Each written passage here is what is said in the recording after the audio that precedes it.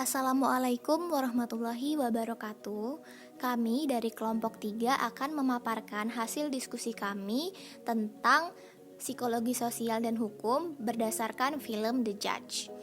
Jadi sebelumnya kami akan menyampaikan terlebih dahulu sinopsis dari film ini.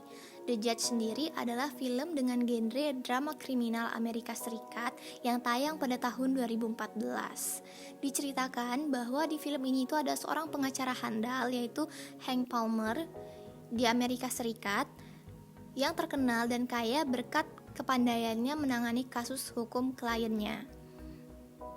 Hank Palmer ini memiliki hubungan yang buruk dengan ayahnya, yaitu Joseph Palmer, karena ayahnya sering mengacuhkan dirinya.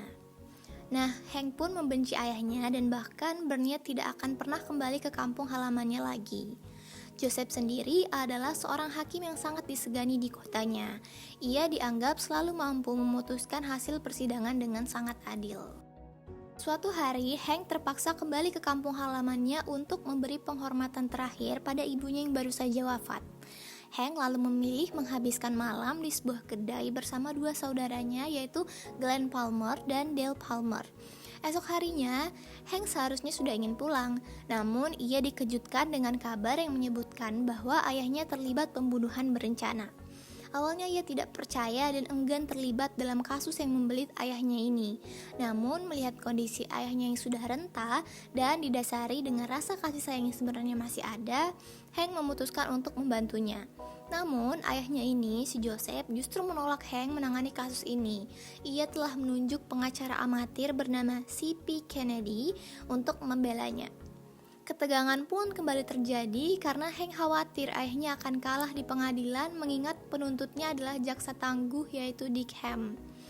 Setelah melalui perdebatan sengit, akhirnya Joseph pun setuju bahwa Hank bisa terlibat menjadi tim penasihat hukum dalam kasusnya ini.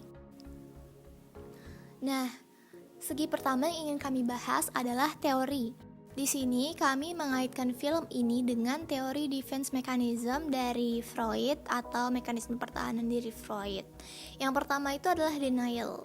Jadi denial itu usaha untuk melindungi diri sendiri terhadap kenyataan yang tidak menyenangkan dan secara sadar menyangkal kenyataan tersebut.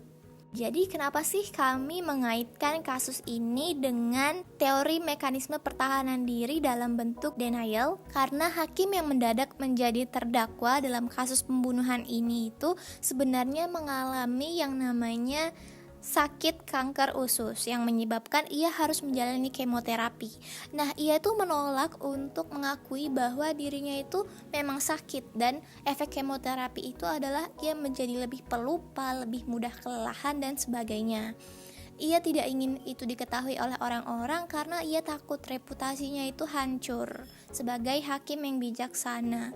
Ia takut bahwa keputusan-keputusan yang sudah ia buat sebelumnya itu dipertanyakan dan dituntut kembali.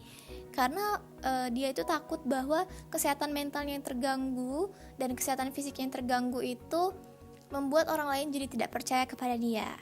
Selanjutnya itu ada mekanisme pertahanan diri dalam bentuk rasionalisasi, yaitu mekanisme pembelaan ego yang memberi keterangan bahwa sikap atau tingkah lakunya menurut alasan yang seolah-olah rasional, sehingga tidak akan menjatuhkan harga dirinya. Nah, berkaitan dengan mekanisme denial tadi, Joseph atau terdakwa ini itu memberikan rasionalisasi bahwa ia memang ingin membunuh si Blackwell ini yang tewas. Padahal kenyataannya ia hanya tidak mau mengakui bahwa ia memang mengalami sakit dan ia sendiri tidak ingat bahwa ia menabrak Blackwell tersebut.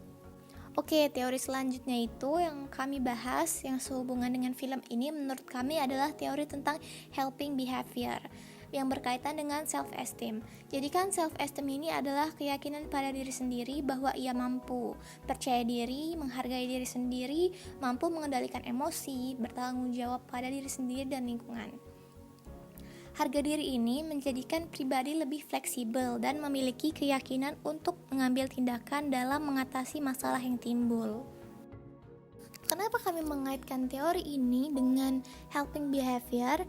Karena menurut pendapat kami, orang yang butuh pertolongan itu tidak ingin bereaksi berlebihan dengan emosionalitas yang tidak tepat, karena ia takut jika orang lain akan menganggap dirinya tidak kompeten apabila meminta pertolongan. Seseorang yang meminta pertolongan dapat merasakan emosi negatif seperti tidak nyaman dan merasa tidak senang dengan orang yang menolong. Meminta pertolongan ini dapat menurunkan self-esteem loh, terutama jika penolong merupakan orang yang dianggap lemah atau orang yang tidak disukai. Sehubungan dengan yang sudah dijelaskan sebelumnya bahwa ada hubungan yang tidak baik antara Joseph dan anaknya yaitu Hank. Maka dari itu pada awalnya Joseph tidak ingin anaknya itu membantu ia. Oke, penjelasan selanjutnya adalah tentang seberapa reliable sih sebenarnya kesaksian seorang saksi itu. Yang pertama, kami akan menjelaskan dari sisi kekuatan saksi mata yang persuasif. Jadi di sini itu maksudnya saksi mata yang secara tidak langsung menggiring opini juri kepada terdakwa. Peneliti memori Elizabeth Loftus menemukan bahwa mereka yang telah melihat memang biasanya dipercaya untuk menjadi saksi, bahkan ketika kesaksian mereka terbukti tidak berguna. Anggota hakim itu lebih percaya pada saksi ketika kondisinya baik. Tentu saja sangat berhubungan dengan film ini karena sebenarnya tidak ada saksi mata langsung yang melihat. Namun, saksi mata berupa penjual tos serba yang mengatakan bahwa ia melihat korban dan terdakwa itu bertemu di dalam minimarket membuat seolah-olah kekuatan saksi mata itu sangat persuasif. Nah, berikutnya itu yang kedua, kami akan menjelaskan tentang ketika mata menipu. Jadi kan untuk menilai keakuratan ingatan saksi mata, kita itu perlu mempelajari tingkat hit dan miss secara keseluruhan. Salah satu cara bagi peneliti untuk mengumpulkan informasi semacam itu adalah dengan melakukan tindak kejahatan yang biasa terjadi di kehidupan sehari-hari dan kemudian meminta laporan saksi mata. Dalam hal ini yang berkaitan dengan film ini adalah ketika penjaga tos serba itu melihat bahwa seolah-olah Joseph Palmer dan Mark Blackwell ini saling bertatapan. Padahal sudah juga dijelaskan di film tersebut oleh Hank Palmer yang emosi waktu itu di filmnya. Dia menjelaskan bahwa tatapan mata itu tidak bisa dinilai. Jadi kita itu sebenarnya tidak bisa menilai apakah orang lain itu yang saling bertatapan itu mengeluarkan tatapan permusuhan atau bagaimana. Yang ketiga itu adalah efek dari kesalahan informasi. Jadi di sini itu saat terdakwa mengaku bahwa ia mengarah ke jalan pabrik yang ada genangan airway, padahal pada menit keempat lewat 45 detik ia sudah berbelok dari arah pabrik menurut CCTV. Ternyata apa yang disampaikan terdakwa itu tidak benar, karena susah untuk menyadari bahwa ingatan yang salah itu terasa dan terlihat seperti ingatan yang nyata. Ingatan ini bisa persuasif seperti kenangan nyata, sangat tulus, namun sangat salah. Hal ini berlaku untuk anak kecil yang sangat rentan terhadap kesalahan informasi, serta orang pada umur dewasa akhir yang biasanya juga produktivitas termasuk kognitifnya pun sudah menurun. Yang selanjutnya itu berkaitan dengan menceritakan kembali. Menceritakan kembali ini ada di momen ketika terdakwa mendapatkan pertanyaan yang menyudutkan dari pengacara korban, maka terdakwa tidak dapat menghindar lagi dari cerita yang mengandung kebohongan. Jadi menceritakan kembali peristiwa membuat orang itu terikat pada ingatan mereka. Menceritakan kembali peristiwa yang akurat akan membantu mereka menolak saran yang menyesatkan. Semakin kita sering menceritakan kembali sebuah peristiwa, maka semakin kita meyakinkan diri kita sendiri tentang suatu kebohongan. Dalam hal ini pada akhirnya terdakwa itu mengakui seolah-olah ia memang berniat membunuh. Oke, yang kelima yaitu tentang mengurangi kesalahan.